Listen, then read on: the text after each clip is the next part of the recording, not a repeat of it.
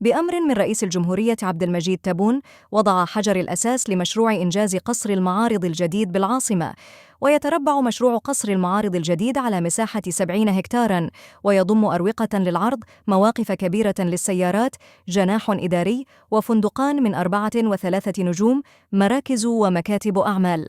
ويضم المشروع الجناح الرئيسي القديم لقصر المعارض سافكس بعد إعادة تأهيله، كما يتضمن على عدة مبان موافقة للمقاييس المعمول بها دولياً لغرض احتضان مختلف التظاهرات الاقتصادية والثقافية.